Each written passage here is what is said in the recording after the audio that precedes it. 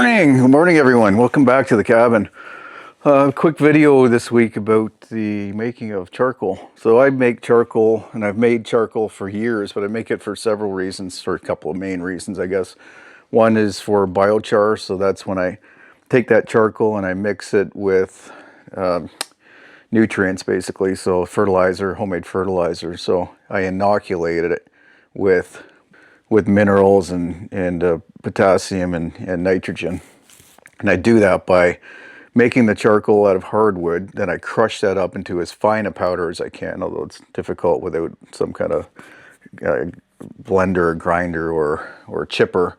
And then I mix it with the fertilizer that you see me make in that garbage can. So I put water, I put some urine in there, I put some chicken manure and stinging nettle, burdock, dandelions, and lots of comfrey, which is a bioaccumulator of minerals that are drawn deeply from in the ground below the soil level, because those tap roots go so deeply. Anyway, all that goes into a garbage can and it ferments for a while. I take the charcoal, I put it into that fertilizer mix, and the charcoal, the reason it's so good at holding nutrients, it's got a massive surface area for the size of it because it's pure carbon, and it absorbs all those nutrients and then holds on to them and really, really slowly releases it. So it ends up storing nutrients for decades or centuries. They found this terra preta, it's called, so basically black earth. They found that down in the Amazon from thousands of years ago. This really fertile soil around these villages, where the rest of the Amazon's actually not very fertile, surprisingly, because it's a rainforest. Nutrients pass through it very quickly, for one thing. It just has shallow soils. But anyway, this terra preta is a result of putting charcoal. A lot of times it was just a midden. It was an area where people would cook and then just throw the debris over into a pit or whatever, and that area becomes super fertile. So they recognized that that was productive, so they started doing it intentionally. So clay, like pottery, is something else that's very you got a lot of surface area that also absorbs those nutrients. So that is the concept. So we would do that now in order to improve a garden over years. It's not something that's going to make a big difference immediately, but it can definitely do it over time.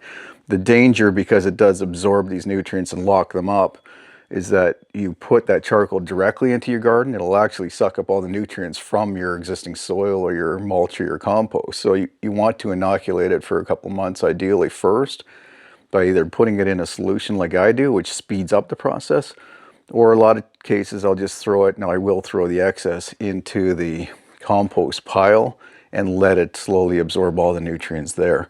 And that just locks up all those nutrients from getting washed out of that compost too if it gets rained on. But anyway, why I made this batch is for cooking. So with the new barbecue, the new grill that I've built, it's more efficient to use pure carbon in the form of charcoal than it is wood. First of all, you get a nice even heat and less flame, so you're not burning or charring the meat, in my case, that I'm cooking above it. And it's a hotter heat because it is pure carbon, or almost pure carbon. Wood, without being carbonized by the charcoaling process, has a lot of volatile compounds in it. It's got terpenes, it has, resins, has a lot of moisture. So you're burning all of that out by doing the pyrolysis that I'm doing. So in this case, what I did, and there's a few ways of making charcoal, but this is my primitive version, or easy version, simple version of a charcoal kiln. So that barrel, the garbage can that's inside the 45 or 55 gallon drum, that only has a little bit of air holes in it to allow the gases to escape. But the heat is not, the fire is not inside that can, the fire is around that can. So it's just heating that can up, so that everything burns off, all the volatile compounds burn off on the inside, leaving just the carbon, without that carbon igniting like it does, in the normal part of the fire.